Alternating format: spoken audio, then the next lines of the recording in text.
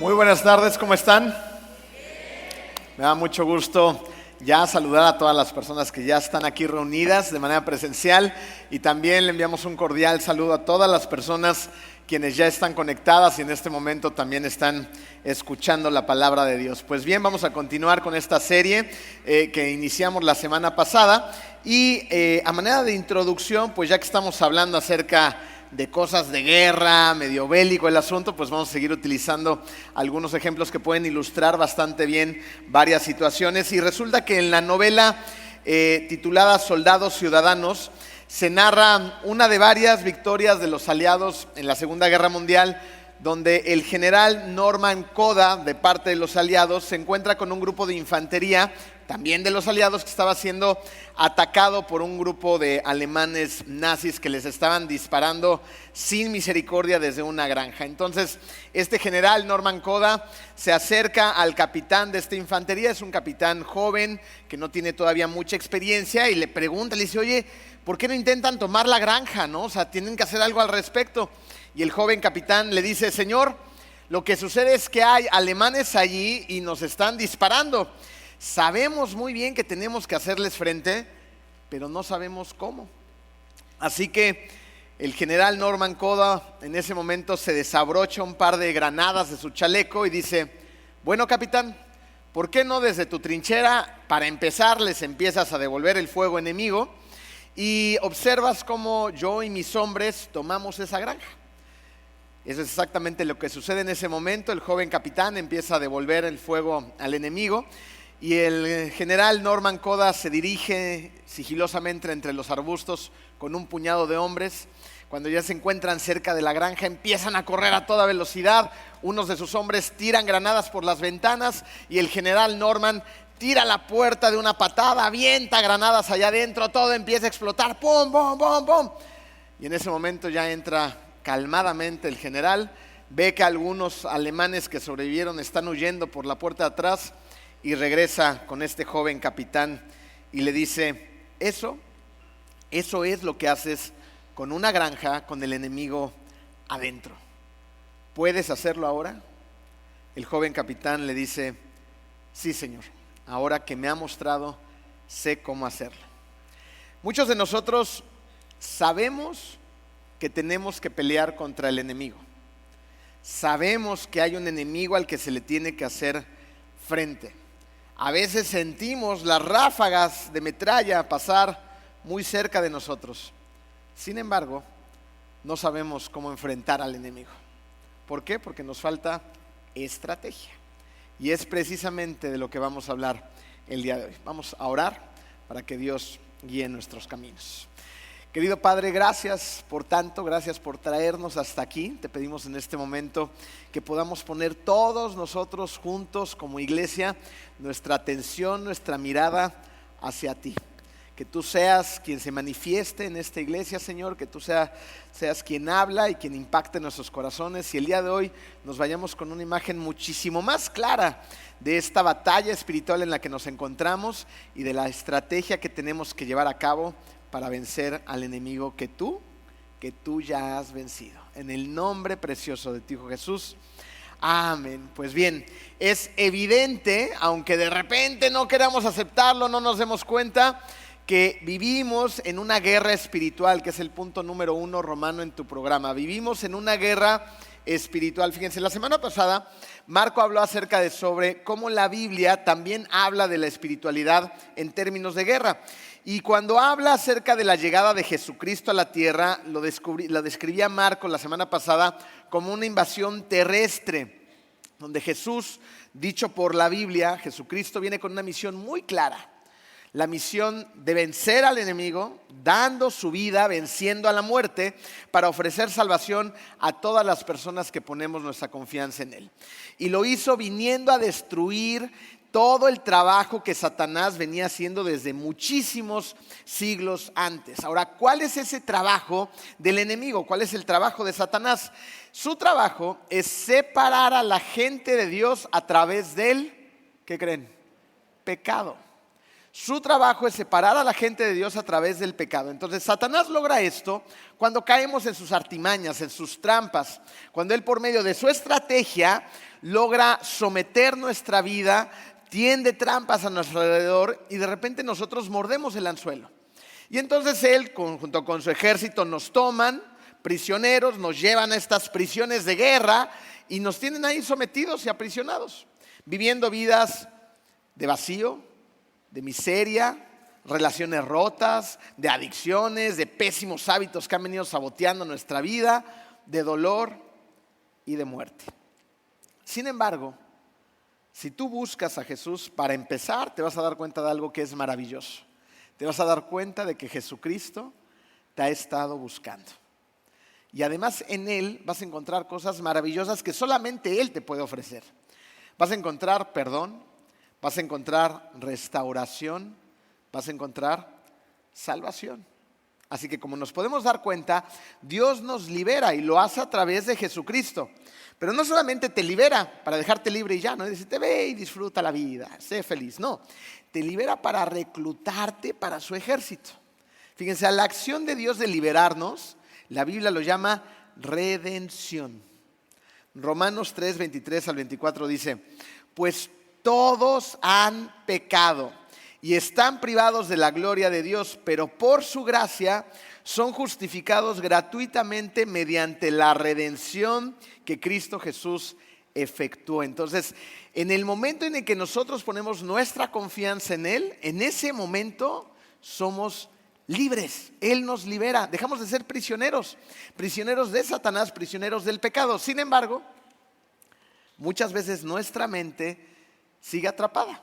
Somos libres en espíritu, somos libres en verdad. Se ha pagado un precio, pero nuestros pensamientos, nuestros malos hábitos nos hacen creer lo contrario. Y de manera voluntaria nos volvemos a dirigir hacia esa prisión. Ha sido derribada, ya no tiene puertas, ya no hay cadenas, ya no hay grilletes, pero ahí vamos nosotros y nos metemos en nuestras mazmorras a volver a seguir sintiéndonos vacíos, sin significado, sin propósito, solos, abandonados, perdidos en este mundo, cuando eres libre. Sin embargo, Satanás pues sigue tratando de engañarte, ¿no? Porque él no quiere que te des cuenta, número uno, que ya eres de Dios, que eres libre y que ya eres parte del ejército de Dios. Y por lo tanto, si eres parte del ejército de Dios, tienes responsabilidades en ese ejército. ¿Para qué existe? ¿Cuál es la naturaleza de un ejército? ¿Estar acuartelados todo el tiempo sin hacer nada? Claro que no. El ejército evidentemente tiene un tiempo de preparación, de entrenamiento, ¿no? Toman cursos, van aprendiendo cosas nuevas, paracaidismo, manejo de armas, tanques, blindados, esto, el otro. Pues ¿para qué? Para que en el momento en el que se necesite la intervención del ejército, el ejército esté preparado, capacitado y entrenado para dar batalla y liberar a los que están siendo oprimidos, para recuperar el territorio perdido, para ir a la conquista del territorio que un enemigo está tratando de robar. Ese es tu trabajo también.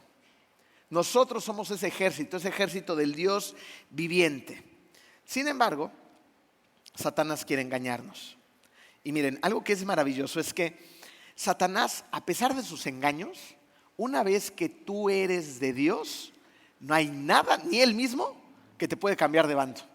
O sea, él no puede recuperar a alguien que antes había sido suyo, pero que ahora es de Dios.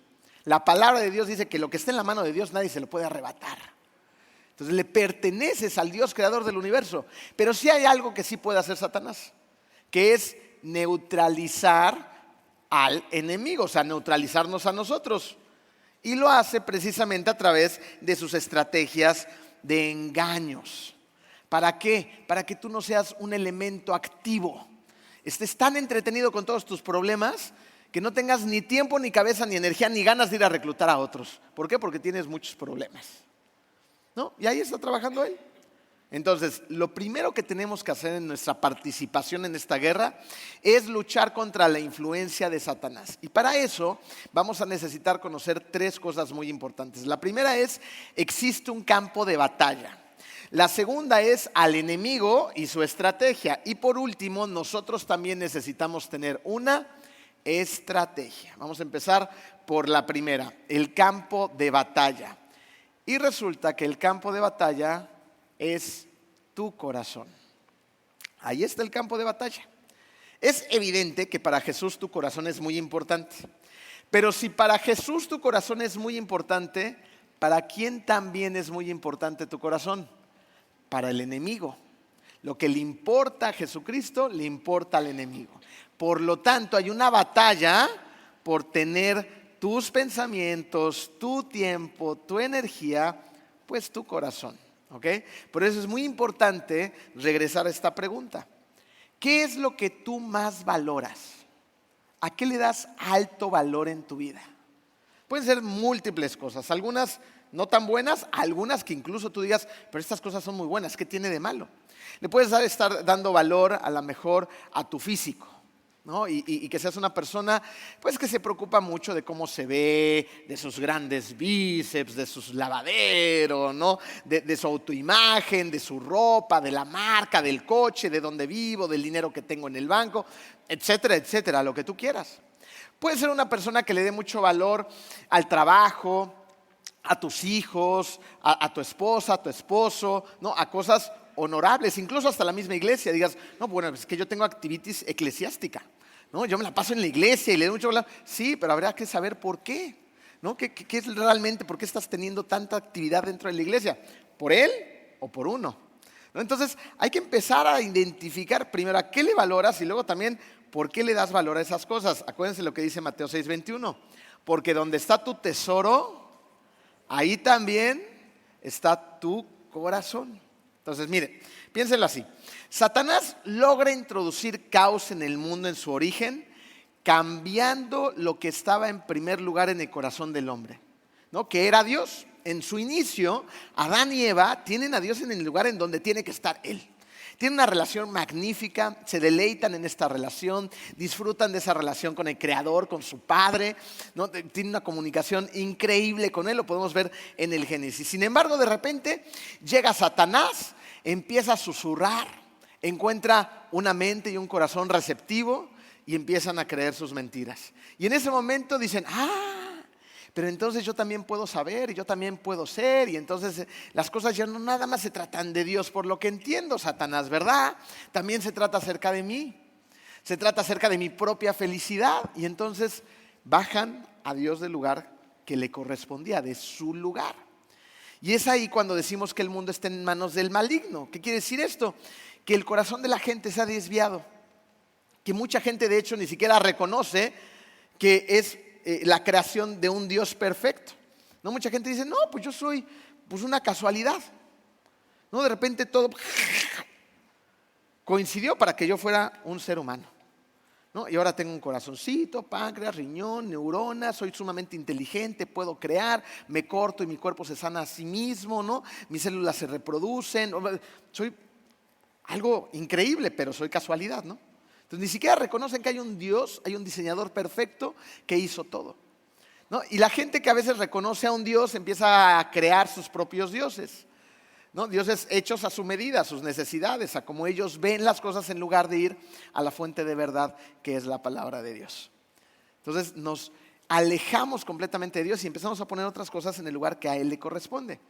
Aceptar a Cristo es reconocer que Dios es lo más importante de todo, lo cual no necesariamente significa que de un momento a otro tengamos un cambio radical y por completo, ¿sí? En mi caso no fue así. Hay gente que te puede decir, yo he platicado con muchos de ellos que te pueden decir, bueno, es que era marzo de 1999, yo me encontraba en un retiro en la ciudad de Querétaro y en una noche el pastor estaba predicando y dieron el mensaje de salvación y yo me hinqué y recibí al Señor y en ese momento Dios entró en mí por medio de su Espíritu Santo, ¿no? Amén, padrísimo. Bueno, yo no tengo idea cuándo sucedió, ¿no? Lo que sí sé es que en la iglesia donde yo asistía de niño y de jovencito, el pastor hablaba constantemente acerca del plan de salvación y yo cada domingo aceptaba a Cristo en mi corazón, ¿no? Por si las dudas, ¿no? Entonces, yo, el otro domingo, yo, y el otro, yo, ¿no? Porque, ¿saben qué pasaba en mi caso? Que pues yo salía de la iglesia y yo seguía siendo exactamente el mismo. No veía cambio, entonces por eso era la incertidumbre y era la duda, ¿no? En algún momento que no lo tengo para nada claro, acepté de verdad a Cristo en mi corazón y mi vida empezó a transformarse poco a poquito. Ahora, ¿mi vida ha sido transformada por completo? ¿La tuya? Ninguna, hasta que estemos en la presencia de Dios. Entonces, nuestra vida está siendo constantemente transformada. Esto es un proceso y tiene un nombre en la Biblia. A este proceso se le llama santificación. ¿Qué nos estamos volviendo? ¿En qué nos estamos convirtiendo? En santos. Aunque no lo creas, sí, ese que tienes al lado. Es mi amorcito, ese. Se está convirtiendo en un santo. Poco a poquito. Hay gente que se lleva mucho tiempo, ¿verdad? Pero bueno, estamos en ese proceso. Efesios 1:4 dice: Dios nos escogió en Él antes de la creación del mundo para que seamos santos y sin mancha delante de Él. Fíjense, en la redención tú no puedes hacer nada. Tú no puedes participar, no puedes ayudar. No, la redención es un trabajo que fue ejecutado por Jesucristo. Nada más. Nosotros podemos gozar de los beneficios y de ese tremendo regalo de parte de Él, pero no podemos hacer nada. Pero en el proceso de santificación sí. En el proceso de santificación hay cosas que de hecho debemos hacer. ¿Cuándo? Todos los días. ¿Cómo qué? Como poner a Dios en el primer lugar. ¿Cuándo? Todos los días. ¿Por qué digo que todos los días? Porque no es una decisión de una. Es una decisión de en la mañana, de a mediodía, de a media tarde, de a la hora de la comida, de cuando regreso de trabajar, cuando estoy con el jefe, cuando me hacen enojar, cuando pierdo los estribos, cuando creo que lo que estoy haciendo está bien, cuando no soy humilde. O sea, es una decisión que tengo que tomar todo el tiempo. Y ese es tu trabajo, es mi trabajo. Poner a Dios en primer lugar siempre. Y resulta que tu parte en la santificación está compuesta por dos movimientos estratégicos. El primero es cosas de las que nos tenemos que alejar. Empieza a pensar en unas cuantas. ¿De qué cosas yo me tengo que alejar? ¿Qué cosas no honran a Dios en tu vida? ¿Qué cosas sabes que te distancian de Él, que crean una brecha en mi relación con Cristo? Porque tú podrás decir, bueno, es que 1, 2, 3, estas las tengo claras, pero hay otras que parece que están como en claroscuros, que son como grises. Pero cuando tú sientes que te alejan de Dios, entonces son claras. Hay cosas que te están alejando de tu relación con Dios. ¿Ya las tienen? A ver quién va a ser el primer valiente en pasar al frente. Ah, ¿verdad? No es necesario, tenlas en tu corazón, pero sé honesto contigo. Ahora, una vez que te alejas de esas cosas que no están bien, te tienes que acercar a otras que le agradan a Dios. Pero vamos a cerrar el punto de las cosas que nos tenemos que alejar. Pablo nos dice que le tenemos que dar muerte a esas cosas. Colosenses 3:5. Por tanto, hagan morir todo lo que es propio de la naturaleza terrenal. A ver, dijo aquí, por tanto, ¿vamos administrando el pecado? ¿Dijo eso? Por tanto, pues vamos a ir dejando de hacer poco a poquito eso que deshonra al Señor. No, dice, hagan morir. ¿Ok? Maten a esas cosas que es propio de la naturaleza terrenal, ¿no? Y bueno, ahí creo que todos sabemos a lo que se refiere, esos sentimientos, esas emociones, esas acciones carnales. Ahora, a este proceso también se detiene un nombre y es el proceso de mortificación. ¿Ok? Proceso de mortificación es matar aquellas cosas que le desagradan a Dios, que crean una brecha en tu relación. Ahora, cuando yo me alejo de ciertas cosas, si yo me alejo del punto A, entonces es porque me estoy acercando a otro punto, digámosle B. Ajá. Pero no me alejo simplemente y me alejo y ya. Si me alejo de algo, me estoy acercando a otra cosa. ¿A qué me tengo que acercar? A las cosas que le agradan a Dios. A esto se le llama el proceso de vivificación. Entonces, hay un proceso de mortificación donde se matan las cosas que le desagradan a Dios y hay un proceso de vivificación donde empieza a hacer las cosas que le agradan al Señor. Dice Colosenses 3:1 y 2, ya que han resucitado con Cristo, busquen las cosas de arriba donde está Cristo sentado a la derecha de Dios. Concentren su atención en las cosas de arriba, no en las cosas de la tierra. Miren, en el mensaje pasado Marco habló acerca de cómo te das cuenta cuando hay una casa abandonada. ¿Se acuerdan? ¿No? Y lo ven claramente en el lugar donde ustedes vivan, ¿no? Simplemente van caminando por la cuadra y de repente dices, no, este vecino ya se murió o ya se fue. ¿no? Porque ya la maleza empieza a hacer de las suyas. Empieza a crecer por todos lados y esos pedacitos de jardín que tenían, o esos grandes jardines, se ven invadidos por hierba mala, maleza, cosas que no deben de estar ahí. Ahora, ¿qué necesitamos hacer para renovar ese jardín? Ahora no veamos al vecino porque somos buenos viendo al de al lado. Vamos a verlo en nuestro propio jardín. Imagínense que ustedes en algún momento dado pues, tuvieron la oportunidad de tener ese bello jardín, pero de repente lo hemos descuidado, ¿no? ¿Qué necesitamos hacer para que ese jardín sea renovado? Si está toda la hierba crecida, sería lógico llegar y decir, bueno, pues aquí traigo un poquito de semillas, ahí las aviento y ahí les echo un poquito de agua. ¿Creen que pasaría algo bueno? No, simplemente empezaría a crecer más y la hierba mala seguiría ocupando el espacio de la semilla que tú quieres que crezca. Entonces, ¿qué tienes que hacer primero? Tienes que sacar, tienes que retirar toda esa mala hierba, toda esa maleza, todas las cosas que no deben de estar ahí. O sea, las tenemos que matar, porque cuando las saco y las saco de raíz, entonces mueren. Para que luego, una vez que yo haya sacado todo eso, entonces introduzca lo que debe de ir ahí. Y ahora sí pueda sembrar, pueda ponerle abono, pueda ponerle agüita y las cosas empiecen a florecer, a prosperar. ¿Cómo se vería esto en el matrimonio? Fíjense, sacar la mala hierba sería eliminar las acciones que están deshonrando a mi esposa. Imagínense que pues yo soy un mujeriego. ¿Ser un mujeriego le da honra a mi esposa? Mujeres, que lo tengan bien claro los hombres, por favor. Entonces, no. Entonces, ¿qué tengo que hacer primero?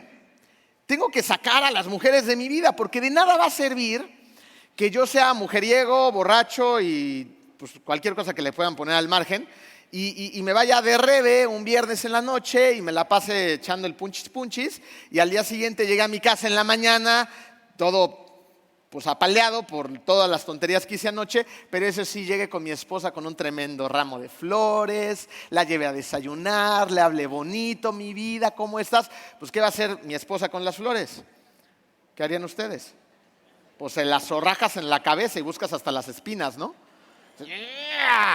¿Y quieres ir a desayunar con ese?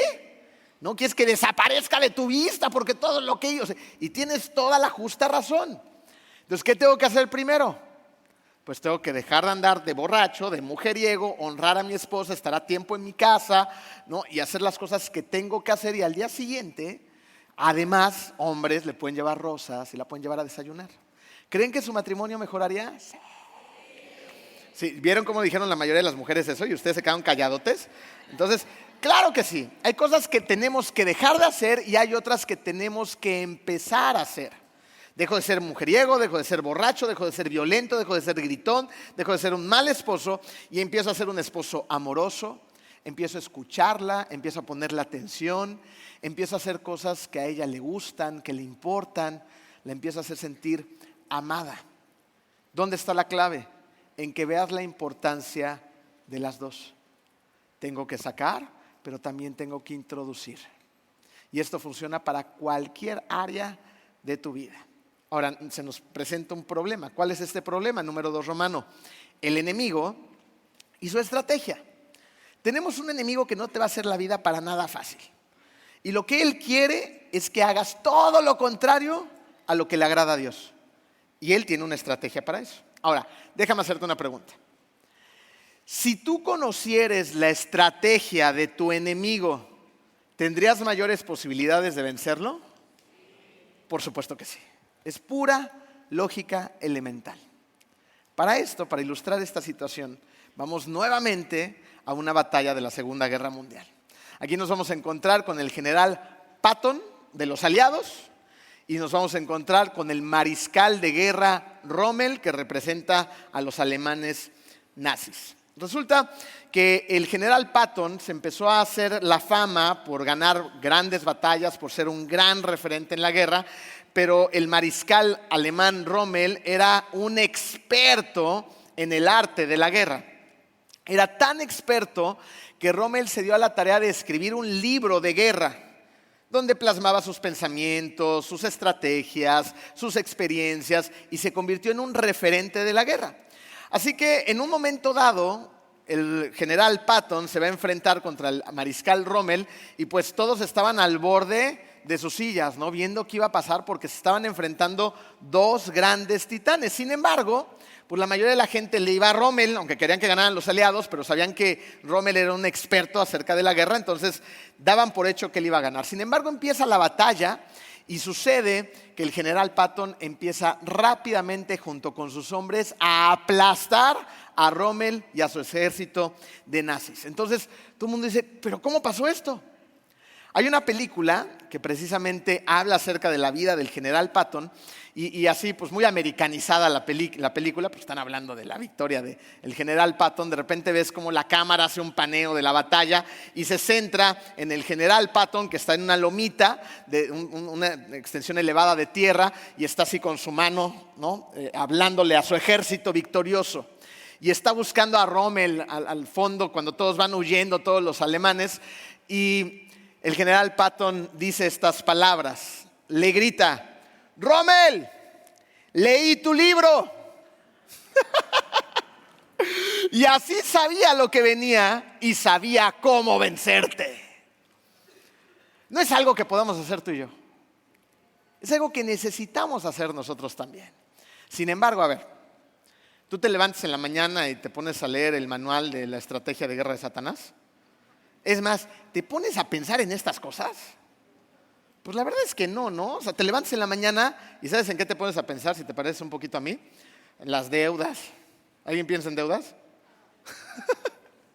Los compromisos, la agenda, las alarmas, ¿no? Los plantones que me han dado que a lo mejor se me van a olvidar y voy a dar. Lo complicado del día a día, el estrés, los conflictos, los problemas en la iglesia, los problemas en el negocio, los problemas con tu pareja, los niños, esto, o sea, ¿qué creen que está pasando ahí? La estrategia de Satanás está rindiendo frutos en tu mente y en tu corazón. Porque nosotros no pensamos en su estrategia. Entonces damos por sentado muchas cosas. Satanás tiene estrategia y está basada en tres cosas. Fíjense, la primera es que Satanás tiene herramientas de guerra, las conoce y las usa. Para empezar, un par de estrategias de estas herramientas son tus pensamientos y tus oídos. Pensamientos como los que acabo de decir. Desde que te despiertas, ya se metió en tu cabeza con todas las preocupaciones, el estrés y las angustias del día a día. Y está trabajando en esa cabeza. Y es más, déjame hacerte una muestra de que esto es cierto. De puritita casualidad, así de casualidad, ¿alguien de ustedes ha tenido algún mal pensamiento el día de hoy? Ah, no todos son santos. ¡Qué maravilla! Ya llegamos al cielo, Dios. ¿Han tenido malos pensamientos hoy? Sean sinceros. Yo sí. Yo sí. ¿Alguien ya un poquito de chismecito, domingo sabroso por la mañana en el desayuno? Sí. No, bueno, ya no pregunto más. Creo, ya está demostrado el punto, ¿no? O sea, ya tuvimos malos pensamientos, ya fuimos chismosos, ya fuimos lujuriosos, ya fuimos ambiciosos, ya lo que quieran. Y de eso y muchas cosas más. Ya está trabajando, su estrategia está trabajando en nuestras mentes. Número 2, tiene oídos bien dispuestos. Algunos tienen oídos chiquitos y otros más grandotes, pero todos tenemos oídos, ¿verdad? Entonces de repente nos damos cuenta que Satanás está ahí susurrándonos las cosas en el oído de las cuales fuimos rescatados. En un punto de tu vida Dios te mostró que tú tenías significado, que tú tienes un propósito, que tú tienes un destino, pero de repente se nos olvida. Porque volteamos a ver la camioneta nueva del vecino, ¿no? Y ya llegó la esposa del vecino con tu esposa y le fue a platicar todas las maravillas de la camioneta nueva que se acaba de comprar. Y tú sigues con tu bochito de 1980, ¿no? Y dices, a ver, se le prenden lucecitas, tiene una gran pantalla, esto, el otro, yo la quiero también, ¿y por qué yo no? Pero yo soy cristiano y este hereje de lo peor, y mira cómo le está yendo, ¿no? Y uno empieza, y taca, quiere un poquito de fortuna, quiere un poquito de poder, quiere un poquito de popularidad, quiere un poquito de esto, de aquello, y nuestro corazón se empieza a envanecer. Y acto seguido pecamos. Él conoce sus herramientas y las usa todo el tiempo. Pero además, Satanás también conoce cómo está diseñado el ser humano. Nosotros tenemos una mente, tenemos un corazón, tenemos voluntad. En nuestra mente se procesan los pensamientos que luego se dirigen a nuestro corazón en forma de emociones y después tomamos acciones. Y él conoce este proceso. Entonces dice, a ver, si yo manipulo su mente y le siembro ciertos pensamientos que él va viendo, escuchando, viendo, repitiendo, pues luego va a tener ciertas emociones que lo van a impulsar a pecar, a hacer acciones que le desagradan a Dios. Listo. No es tan difícil para él. Pero no solamente esto. Por último, conoce nuestras tendencias personales. Es un hecho que Satanás conoce al ser humano y lo conoce bien. Es un ser muy viejo que ha tenido mucho tiempo para analizar a la perfección a la humanidad. Pero como es cierto que nos parecemos mucho, también es cierto que somos hasta cierto punto muy diferentes, ¿no es así? Porque las cosas que me tientan a mí no necesariamente le tientan a Juan, o a Pedro, o a Santiago. Digo, como somos hombres, la mayoría cogemos del mismo pie, somos muy elementales, ¿no? Las mujeres son un poco más complicadas, pero nos tientan las cosas en diferente medida. Así que Satanás te empieza a diseñar anzuelos hechos a la medida. Dice, a ver, Emilio tiene este y este y este problema, entonces ahí le va este anzuelo. Tiene brillitos, tiene el sabor que le gusta, se mueve de tal manera, lo va a morder. Pero Juan, él nada a otra profundidad. Le voy a diseñar un anzuelo distinto. No necesita tantos brillitos. Él con que vea ahí algo sabroso va y pica. Listo. Se escuchó muy mal eso, perdón. No fue malintencionado, se los prometo delante de Dios.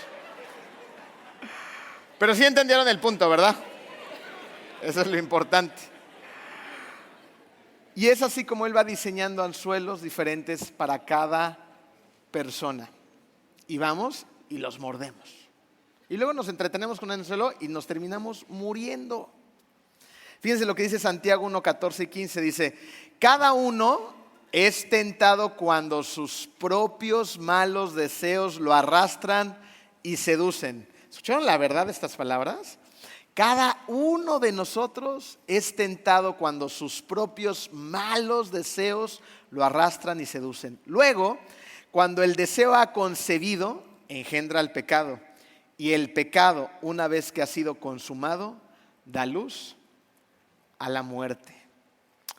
Satanás conoce sus herramientas y nos conoce a nosotros. Por lo tanto, su estrategia es muy básica, Su estrategia es crear el ambiente que sugiera pensamientos que despierten emociones, esperando que tomes acción y participes en actividades que te alejan de Dios. ¿Cómo vencemos esa estrategia? ¿Cómo la hacemos? Tiene una estrategia definida y clara. Número 3 en tu programa. Nuestra estrategia es identificar dónde y cómo me tienta Satanás. Y la clave, ¿saben dónde está? En que seamos honestos. Tenemos que ser honestos con cada uno de nosotros y decirnos la verdad. En 1 Timoteo 4:16, Pablo dice, ten cuidado de tu conducta y de tu enseñanza. Por si no queda claro, vamos a escuchar palabras de Jesucristo en Mateo 26:41. Permanezcan despiertos y oren para que no caigan en tentación. Parece que vivimos la vida letargados, dormidos. Entonces Jesús nos está diciendo, tienen que despertar. Porque aquí el diablo anda como león rugiente. Necesitan estar atentos. Pablo nos está diciendo, ten cuidado de tu conducta, cómo te estás comportando en el día a día. Ahora, déjame cerrar esta idea con una pregunta para cada uno de nosotros. ¿Qué te tienta a ti? ¿Cuáles son tus tentaciones personales? Te voy a poner un ejemplo que viví ayer en la noche. No es tan grave, no se preocupen. Pero ayer tuvimos el privilegio de bautizar a un montón de gente en la iglesia y fue un día muy especial. Y por primera vez tuve el privilegio y el honor de bautizar a una familia completa. Papá, hija, hijos, suegro, ¿no? Muy, muy bonito, muy emotivo. Y entonces esta familia, al terminar, se acercaron a Jenny y a mí. Nos dijeron, nos queremos invitar a cenar. No lo teníamos dentro de nuestros planes. Entonces yo ya había comido bien, me gusta comer bien. y estaba satisfecho. Teníamos una reunión después y dijimos, no, es que estamos ocupados, tenemos reuniones, nuestros niños andan por aquí, por allá. ¿No? Y dijeron, no, los esperamos, ¿no? Entonces dijimos, bueno, esto viene de parte del Señor porque se tiene que llevar a cabo, ¿no? Entonces nos apuramos y llegamos al restaurante y volví a comer bien. ¿No? Cuando ya había comido bien. Y entonces, cuando llega el momento del postre, dentro de mí digo, Señor, no voy a comer postre, porque el azúcar es una de mis luchas más fuertes en mi vida. Y yo estaba convencido de no comer postre aquella noche. Hoy estoy pagando las consecuencias, ¿verdad? Así que me pedí un cafecito descafeinado. Y Jenny me dijo, eso no existe, no tomas café descafeinado, siempre te lo traen con cafeína. No me importó, me pedí mi cafecito descafeinado, pero de repente en la mesa empezaron a decir, yo sí quiero postre, yo también. Llegaron los postres y pues como que a nadie les gustó el postre, entonces ¿dónde creen que quedaron? Enfrente de mí. Ahí estaban los cochinos postres. Un sorbete delicioso de chocolate, lleno de azúcar hasta arriba, estaba buenísimo. Y ya le había robado a Jenny unas cucharadas del postre que había prometido no comer esa noche. Entonces me comí postre y medio. Y hoy en la mañana tenía un dolor de panza que todavía me duele. Tuve que desayunarme un pantoprazol y un tecito de hierbabuena. Así ando hasta ahorita. Si hay cosas con las que no puedes, repitan conmigo, evítalo. A ver, 1, 2, 3 para que suene bien. Si hay cosas con las que no puedes, sí. Hay que empezar por uno mismo. Y como eso, cada uno de nosotros tiene sus luchas. ¿No es así? Hay cosas con las que simplemente no puedes lidiar. Si yo tengo un postre enfrente, me lo voy a comer, listo. Entonces, no hay postres en mi casa. Si hay, Emilio se los va a comer. Evita las cosas que no son buenas para ti. Entonces, vamos a verlo en el contexto de un matrimonio. Un matrimonio que está pasando por luchas, por peleas, ¿no? Por momentos complicados. Han encontrado un ambiente, y lo digo con conocimiento de causa, porque hemos tenido varias consejerías que suceden así, ¿no? En donde de repente ellos están convirtiéndose al cristianismo, están en este proceso, todavía hay muchas cosas que no quedan muy claras, entonces siguen pues disfrutando del punchis, ¿no? Entonces dicen, no, es que siempre me peleo con él porque los viernes cuando nos vamos de antro, pues se nos pasan las copas y pues nos terminamos peleando porque luego se pone celoso porque me encuentro al exnovio y pues me saluda y llegamos a la casa y es una batalla campal y hoy lo odio y él a mí. Nos podemos dar cuenta claramente que hay varios factores involucrados que van a propiciar la pelea, ¿no es así? Entonces hay muchas cosas que hay que cambiar. Entonces, ¿podemos divertirnos? No vayan a creer que somos los cristianos aburridos, por favor, ¿no? En esta iglesia bailamos, vamos de fiesta, disfrutamos, sí. Algunas personas no lo entenderán, pero aquí sucede así. Y cuando vamos de fiesta con nuestros amigos de la iglesia, la pasamos bomba. Nos divertimos, bailamos. Más me acuerdo que un día estábamos celebrando algo de la iglesia y estaba ahí el coro celestial de la iglesia, todos los servidores, y pusieron caballo dorado, payaso de rodeo. ¿Cuál? ¡Ay, no se hagan! No oigo, payaso de rodeo. ¿No? Y empiezas, ¿cómo va la canción? No, ya no me acuerdo, ¿no? Bueno, empieza la cancioncita y la rápida, porque la lenta, qué flojera, ¿no? Y cerquita de mí estaba Ángeles Cuevas. Ángeles Cuevas, yo estoy chaparrito, ella está súper chaparrita, me llega como por aquí, está delgadita, su esposo ya está más grandote, mira, ahí está Ángeles. Hola, Ángeles. Y de repente empezamos a bailar y yo estaba bien emocionado disfrutando la canción y que le doy un llegue. Se cayó. Y así toda chiquita cayó con la mano y bien linda, porque dice, es que creo que me rompí la muñeca. Y yo, no es cierto que te rompiste la muñeca, ¿no? Y ahí venía el marido y yo, no.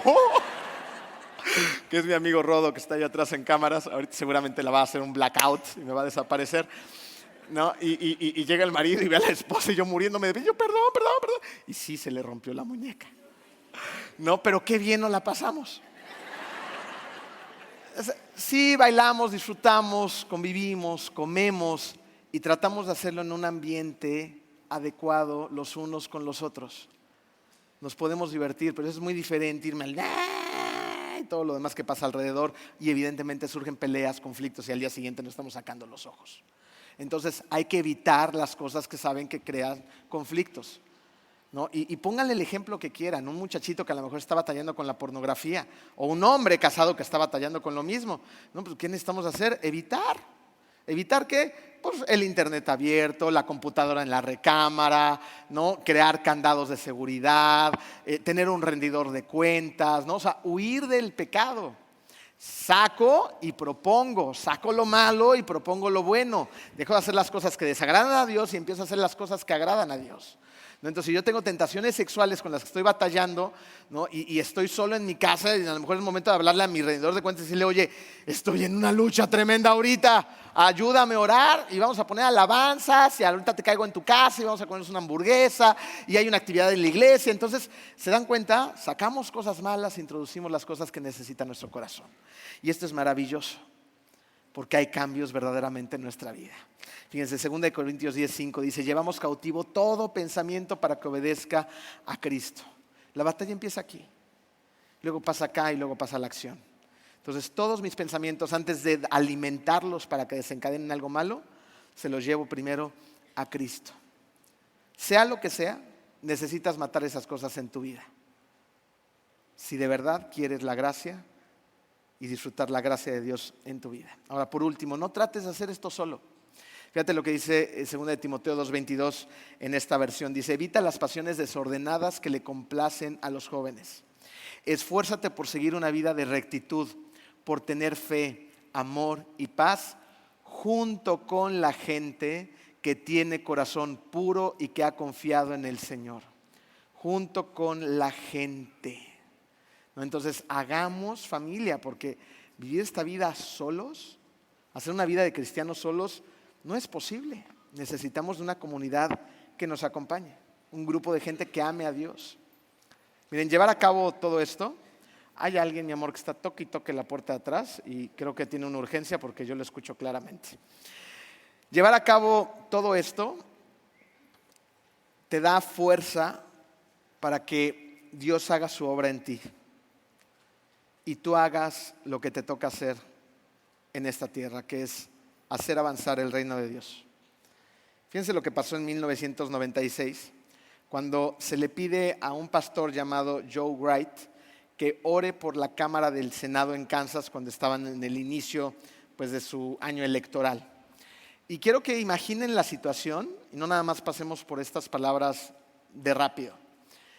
Es un momento importante en una Cámara de Senado cuando invitan a un pastor para que ore por la gente.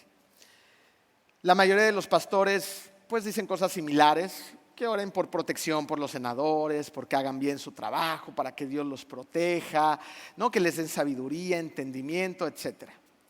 Pero este pastor no hizo nada de esto.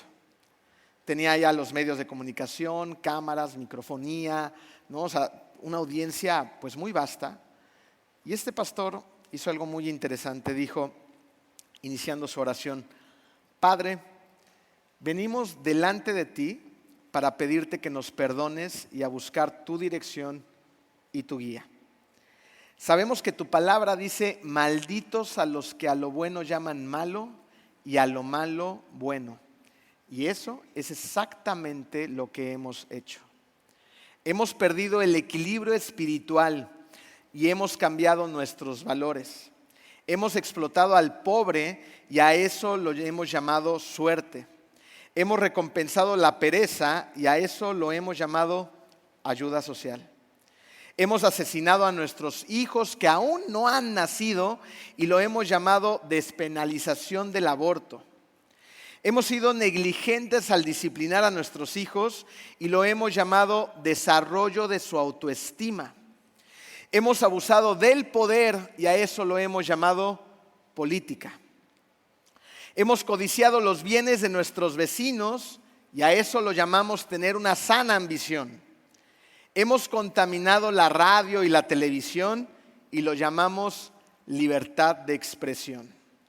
Hemos ridiculizado, los valores heredados de nuestros antepasados y los hemos llamado obsoletos y anticuados. Señor, mira en lo profundo de nuestros corazones, purifícanos y líbranos de nuestros pecados. Algunos representantes del Senado en ese momento se levantaron ofendidos por la oración de este pastor y se fueron. Pero la gran mayoría se quedaron. Al día siguiente, la oficina del pastor recibió 5,000 llamadas. 46 fueron de queja, diciendo: ¡qué barbaridad! ¿Cómo oró esto el pastor? Mientras todas las demás fueron reconociendo el valor que había tenido este pastor para hacer las cosas que se tenían que hacer. Fíjense, ese pastor hizo lo que el general Koda hizo al principio de este mensaje. Descubrió una trinchera de soldados enemigos dentro de una granja que les estaban disparando. Él vio el problema y dijo: algo se tiene que hacer.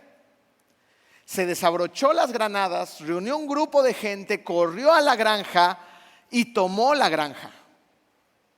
Ese pastor hizo exactamente eso aquel día en el Senado. Llamó bueno a lo bueno, malo a lo malo. Desabrochó las granadas de la palabra de Dios, dijo lo que tenía que decir y empezó a ocupar territorio que el enemigo había ocupado. Eso es lo que tenemos que hacer tú y yo este día y el resto de nuestros días.